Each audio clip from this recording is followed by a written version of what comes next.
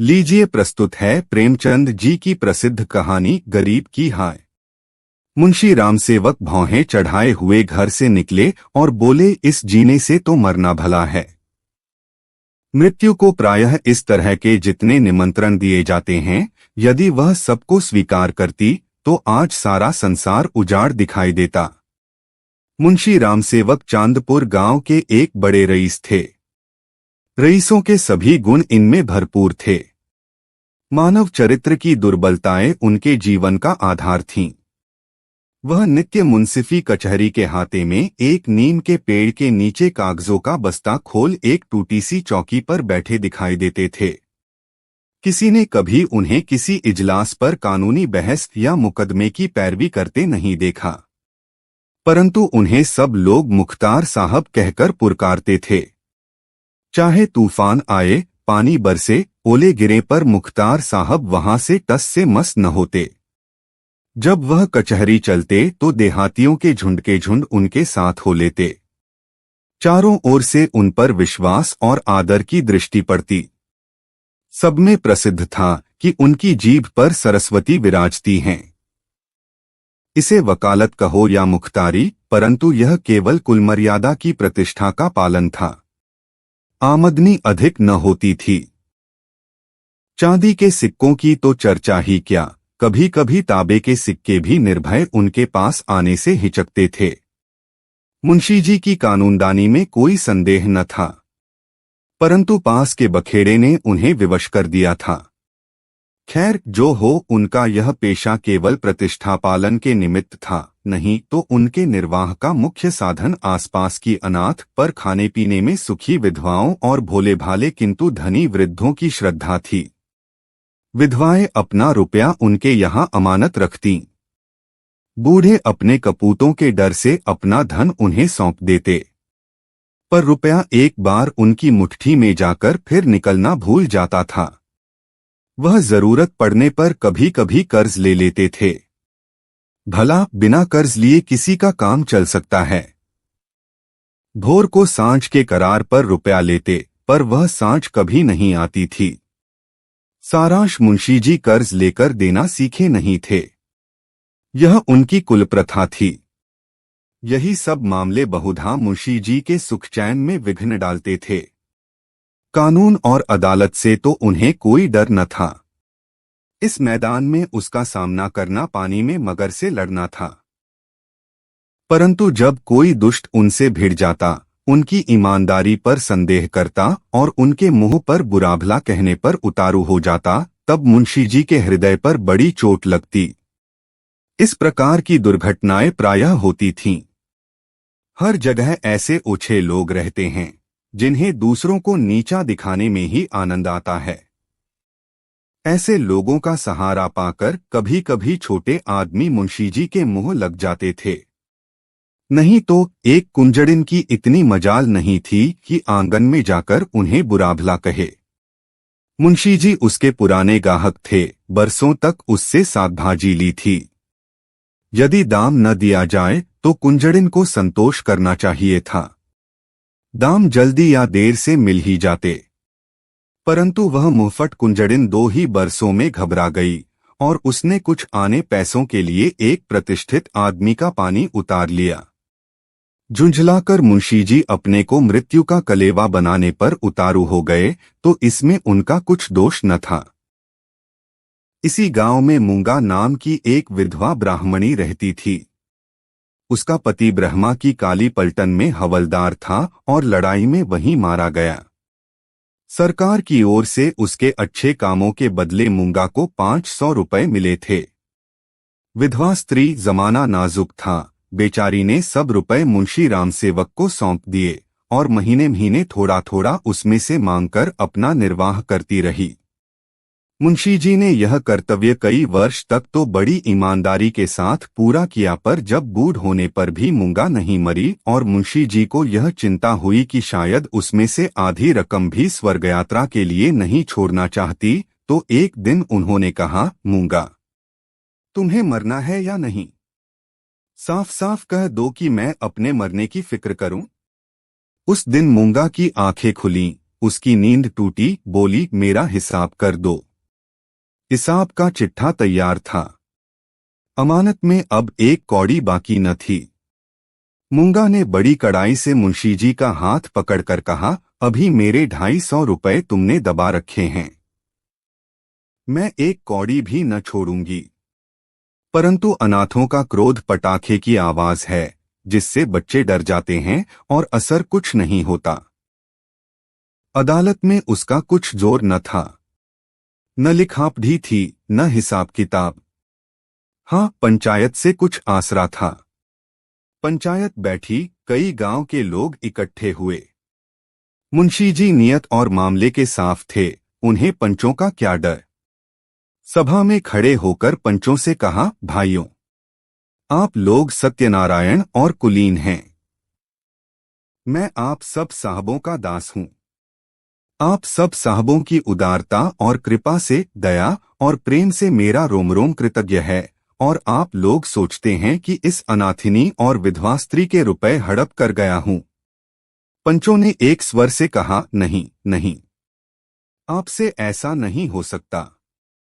रामसेवक, यदि आप सब सज्जनों का विचार हो कि मैंने रुपए दबा लिए, तो मेरे लिए डूब मरने के सिवा और कोई उपाय नहीं।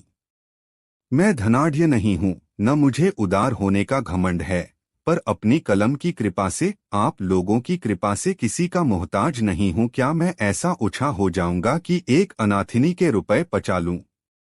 पंचों ने एक स्वर से फिर कहा, नहीं नहीं, आपसे ऐसा नहीं हो सकता। मुंह देखकर टीका काढ़ा जाता है। पंचों ने मुंशी जी को छोड़ दिया। पंचायत उठ गई। मूंगा ने आह भरकर संतोष किया और मन में कहा, अच्छा अच्छा, यहां न मिला तो न सही, वहां कहा जाएगा। अब कोई मूंगा का दुहक सुनने वाला और सहायक न था। दरिद्रता से जो कुछ दुहक भोगने पड़ते हैं, वह सब उसे झेलने पड़े। वह शरीर से पुष्ट थी, चाहती तो परिश्रम कर सकती थी, पर जिस दिन पंचायत पूरी हुई, उसी दिन उसने काम न करने की कसम खा ली। अब उसे रात दिन रुपयों की रट लगी रहती। उठते बैठते, सोते जागते, उसे केवल एक काम था, और वह मुंशी रामसेवक का भला मनाना।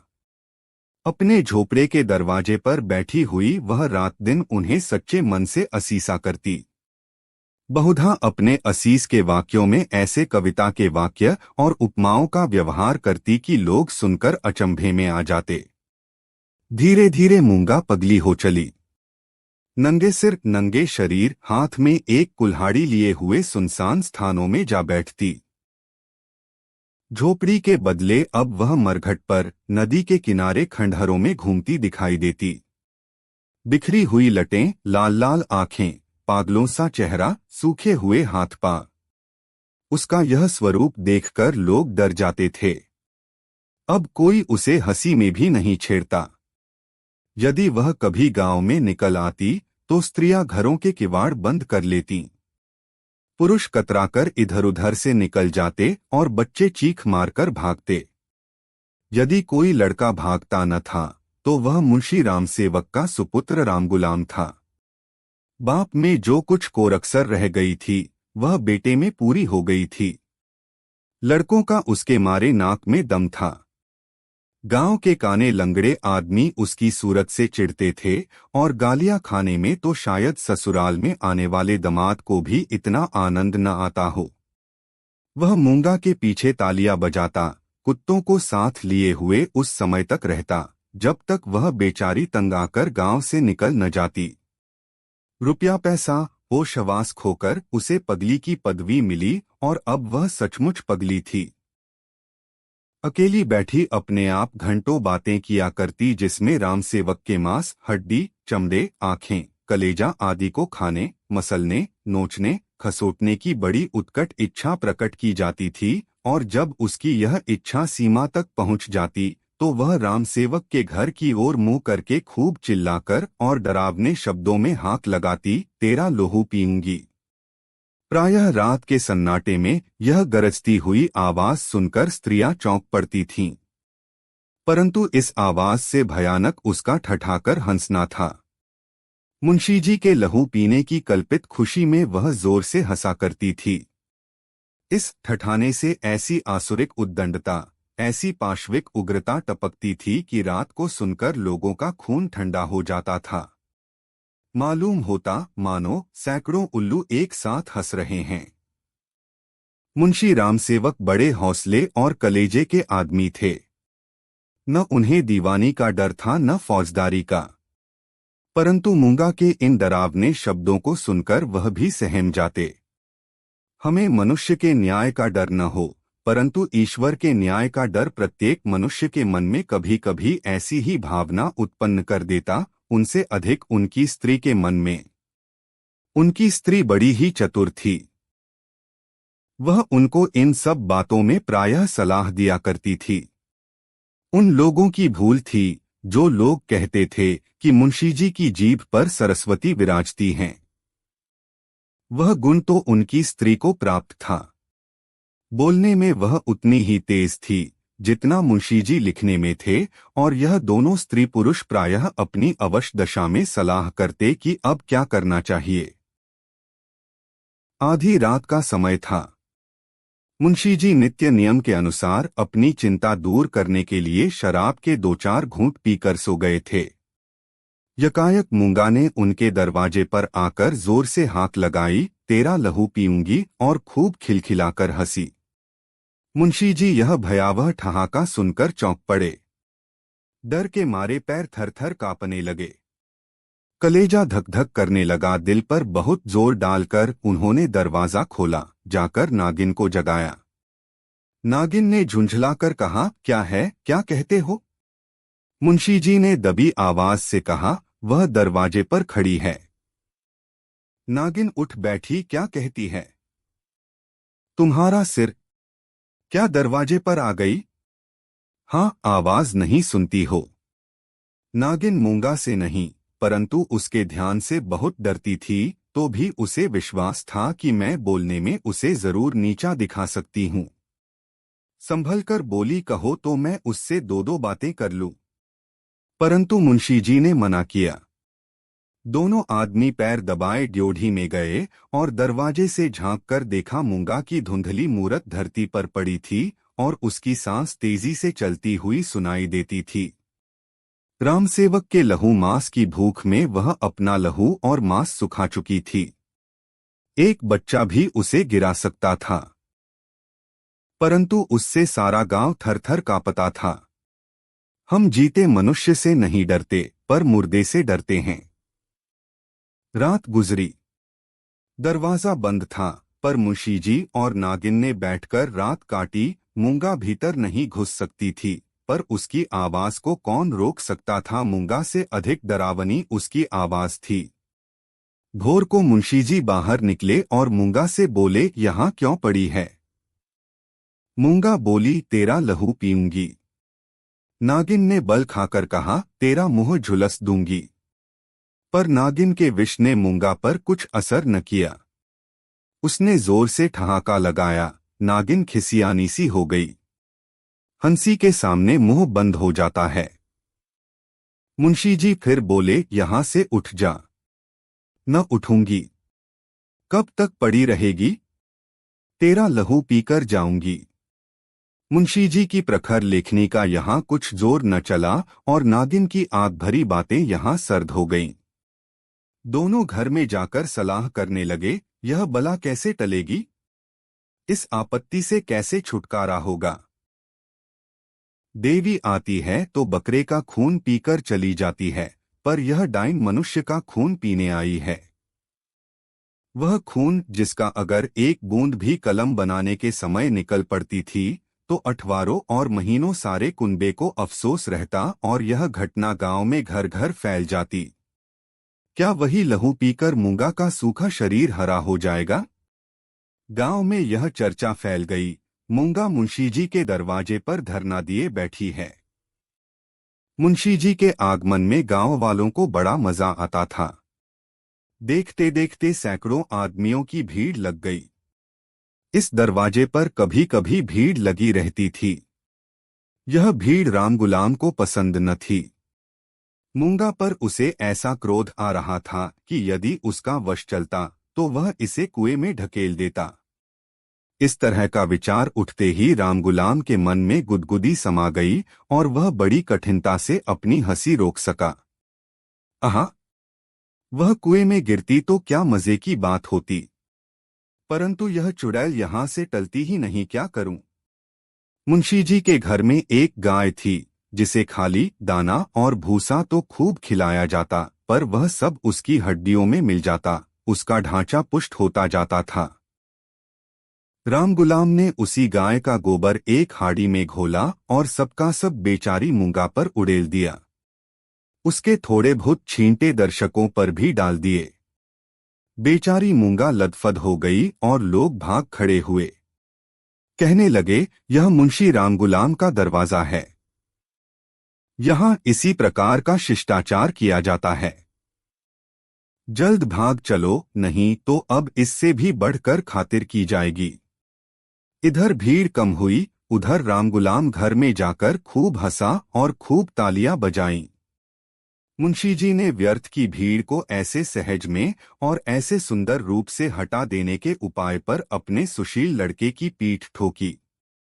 सब लोग तो चंपत हो गए, पर बेचारी मूंगा ज्यों की त्यों बैठी रह गई। दोपहर हुई, मूंगा ने कुछ नहीं खाया। सांझ हुई, हजार कहने सुने से भी खाना नहीं खाया। गांव के चौधरी ने बड़ी खुशामद की, यहाँ तक कि मुंशी जी ने हाथ तक जोड़े, पर देवी प्रसन्न न हुई। निदान मुंशी जी उठकर भीतर चले गए। वह कहते थे कि रूठने वाले को भूख आप ही मना लिया करती है। मूंगा ने यह रात भी बिना दाना पानी के काट दी। लालाजी और ललाइन ने आज फिर जाग जाग कर भोर किया। आज मूंगा की गरज और हंसी बहुत कम सुनाई पड़ती थी। घर वालों ने समझा बला टली। सबेरा होते ही जो दरवाजा खोलकर देखा तो वह अचेत पड़ी थी, मुंह पर मक्खियां भिनभिना रही हैं और उसके प्राण पखेरु उड़ चुके हैं। वह इस दरवाजे पर मरने ही आई थी। जिसने उसके जीवन की जमा पूंजी हर ली थी, उसी को अपनी जान भी सौंप दी। अपने शरीर की मिट्टी तक उसको भेंट कर दी। धन से मनुष्य को कितना प्रेम होता है। धन अपनी जान से भी ज्यादा प्यारा होता है, विशेषकर बुढ़ापे में। ऋण चुकाने के दिन ज्यों-ज्यों पास आते जाते हैं, त्यों-त्यों उसका ब्याज बढ़ता जाता है। यह कहना यहाँ व्यर्थ है कि गांव में इस घटना से कैसी हलचल मची और मुंशी रामसेवक कैसे अपमानित हुए। एक छोटे से गांव में ऐसी असाधारण घटना होने पर जितनी हलचल हो सकती, उससे अधिक ही हुई। मुंशी जी का अपमान जितना होना चाहिए था, उससे बाल बराबर भी कम न हुआ। उनका बचाखुचा पानी भी इस घटना से चला गया। अब गांव का चमार भी उनके हाथ का पानी पीने का, उन्हें छूने का रवादार न था। यदि किसी घर से कोई गाय खूंटे पर मर जाती है तो वह आदमी महीनों द्वार भी मांगता फिरता है। न नाई उसकी हजामत बनावे, न कहार उसका पानी भरे, न कोई उसे छुए। यह गोहत्या का प्रायश्चित था। ब्रह्महत्या का दंड तो इससे भी कड़ा है और इसमें अपमान भी बहुत है। मूंगा यह जानती थी और इसीलिए इस दरवाजे पर आकर मरी थी। वह जानती थी मैं जीते जी तो कुछ नहीं कर सकती, मरकर उससे बहुत कुछ कर सकती हूँ। गोबर का उपला जब जलकर खाक हो जाता है, तब साधु संत उसे माथे पर चढ़ाते हैं। पत्थर का ढेला आग में जलाकर आग से अधिक तीखा और मारक होता है। मुंशी रामसेवक कानूनदा थे। कानून ने उन पर कोई दोष नहीं लगाया था। मूंगा किसी कानूनी दफा के अनुसार नहीं मरी थी। ताजीरात हिंद में उसका कोई उदाहरण नहीं मिलता था। इसलिए जो लोग उनसे प्रायश्चित करवाना चाहते थे, उनकी भारी भूल थी। कुछ हर्ज नहीं, कहार पानी न भरे न सही। वह पानी भर लेंगे। अपना काम आप करने में भला लाज ही क्या। बला से नाई बाल न बनावेगा। हजामत बनाने का काम ही क्या है। दाढ़ी बहुत सुंदर वस्तु है। दाढ़ी मर्द की शोभा और सिंगार है, और जो फिर बालों से ऐसी घिन होगी तो एक एक आने में तो अस्तुरे मिलते हैं। धोबी कपड़े न धोएगा, इसकी भी कुछ परवाह नहीं। साबुन तो गलीगली कौड़ियों के मोल आता है। एक बट्टी साबुन में दर्जनों कपड़े ऐसे साफ हो जाते हैं जैसे बगुले के पर। धोबी क्या खाकर ऐसा साफ कपड़ा धोएगा। पत्थर पर पटक पटकर कपड़ों का लत्ता निकाल लेता है।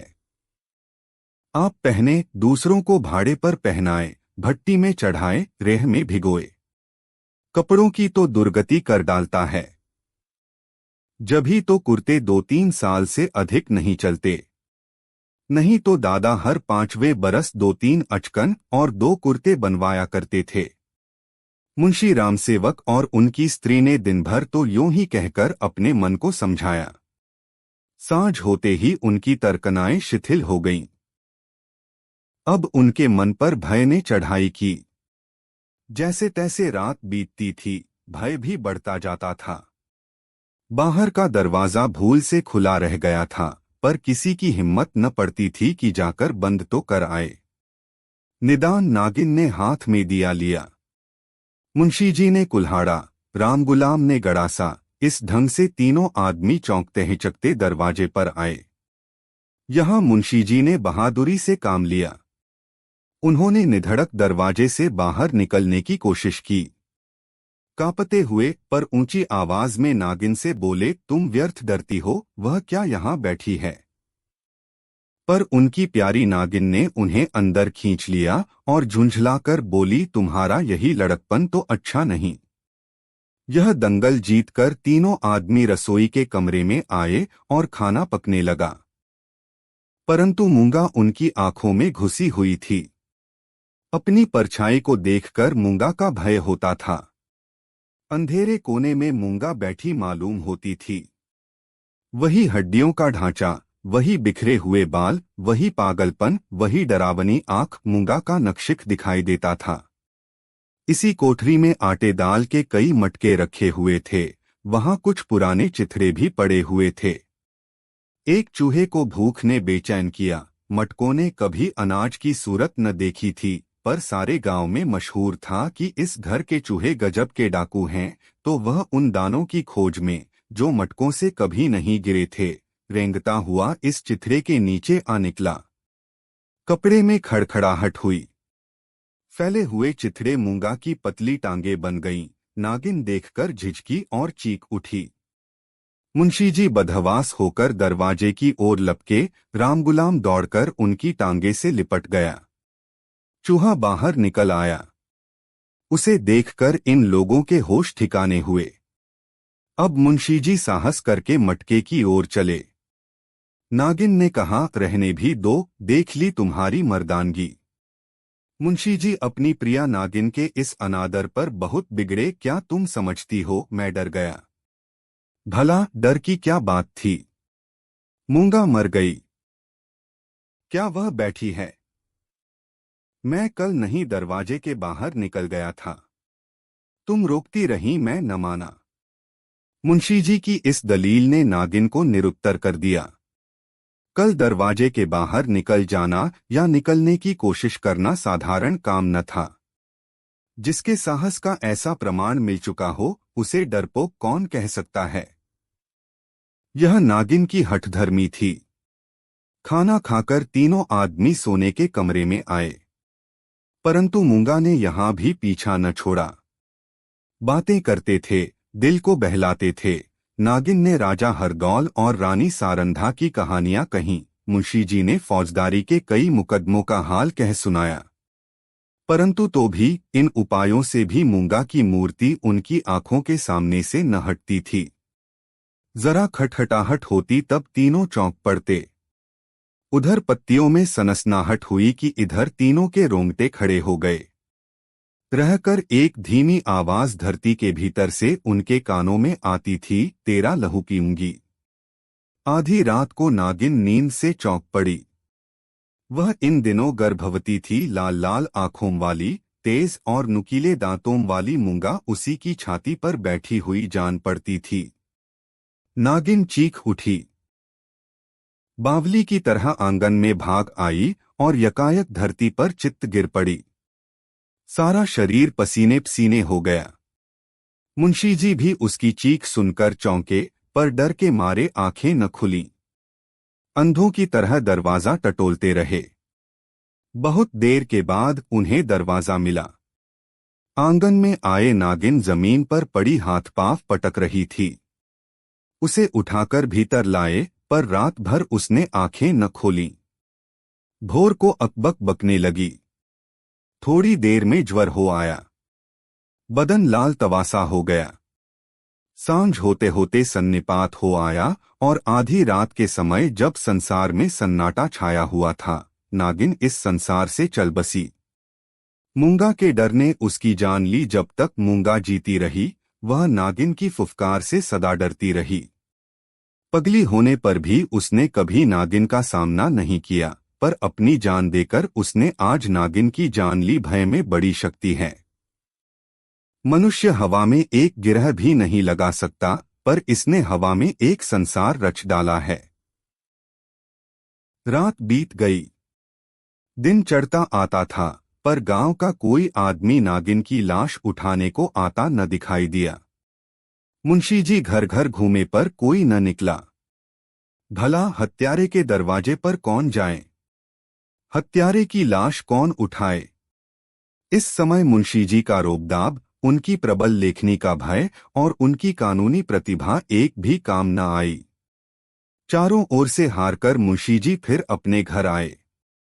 यहाँ उन्हें अंधकार ही अंधकार दिखता था। दरवाजे तक तो आए, पर भीतर पैर नहीं रखा जाता था। न बाहर ही खड़े रह सकते थे। बाहर मूंगा थी, भीतर नागिन। जी को कड़ा करके हनुमान चालीसा का पाठ करते हुए घर में घुसे। उस समय उनके मन पर जो बीतती थी, वही जानते थे। उनका अनुमान करना कठिन है। घर में लाश पड़ी हुई, न कोई आगे न पीछे। दूसरा ब्याह तो हो सकता था। अभी इसी फागुन में तो 50वां लगा है। पर ऐसी सुयोग्य और मीठी बोली वाली स्त्री कहाँ मिलेगी? अफसोस।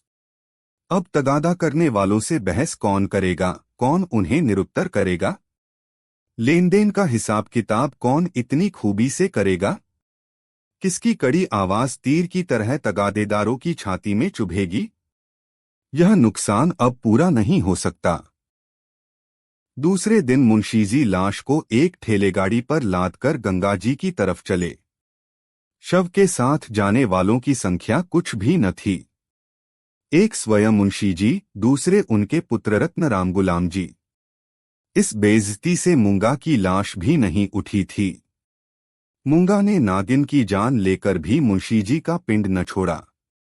उनके मन में हर घड़ी मूंगा की मूर्ति विराजमान रहती थी। कहीं रहते उनका ध्यान इसी ओर रहा करता था। यदि दिल बहलाव का कोई उपाय होता, तो शायद वह इतने बेचैन न होते, पर गांव का एक पुतली भी उनके दरवाजे की ओर न झांकता था। बेचारे अपने हाथों पानी भरते, आप ही बर्तन धोते। सोच और क्रोध, चिंता और भय, इतने शत्रुओं के सामने एक दिमाग कब तक ठहर सकता? विशेषकर वह दिमाग जो रोज रोज कानून की बहसों में खर्च हो जाता था। अकेले कैदी की तरह उनके 10-12 दिन तो ज्योंतियों कर कटे। 14वें दिन मुंशीजी ने कपड़े बदले और बोरिया बस्ता लिए हुए कचहरी चले। आज उनका चेहरा कुछ खिला हुआ था। जाते ही मेरे मुवक्किल मुझे घेर लेंगे, मेरी मातम पुरसी करेंगे। मैं आंसुओं की 2-4 बूंदें गिरा दूंगा। फिर बैनामों, रहनामों और सुलहनामों की भरमार हो जाएगी। मुट्ठी गरम होगी। शाम को जरा नशे पानी का रंग जम जाएगा, जिसके छूट जाने से जी और भी उचाट हो रहा था। इन्हीं विचारों में मग्न मुंशीजी कचहरी पहुंचे। पर वहां रहनामों की भरमार और बैनामों की बाढ़ और मुवक्किलों की चहल पहल के बदले निराशा की रेतीली भूमि नजर आई। बस्ता खोले घंटों बैठे रहे, पर कोई नजदीक भी न आया। किसी ने इतना भी न पूछा कि आप कैसे हैं। नए मुवक्किल तो खैर बड़े बड़े पुराने मुवक्किल, जिनका मुंशीजी से कई पीढ़ियों से सरोकार था, आज उनसे मुंह छिपाने लगे। वह नालायक और अनाड़ी रमजान, जिसकी मुंशीजी हंसी उड़ाते थे और जिसे शुद्ध लिखना भी न आता था, गोपियों में कन्हैया बना हुआ था। वाह रे भाग्य! मुवक्किल यो मुंह फेरे चले जाते हैं, मानो कभी की जान पहचान ही नहीं। दिन भर कचहरी की खाक छानने के बाद मुंशीजी अपने घर चले। निराशा और चिंता में डूबे हुए ज्यों-ज्यों घर के निकट आते थे, मूंगा का चित्र सामने आता जाता था। यहाँ तक कि जब घर का द्वार खोला और दो कुत्ते, जिन्हें राम गुलाम ने बंद कर रखा था, झटपट बाहर निकले तो मुंशीजी के होश उड़ गए, एक चीख मारकर जमीन पर गिर पड़े।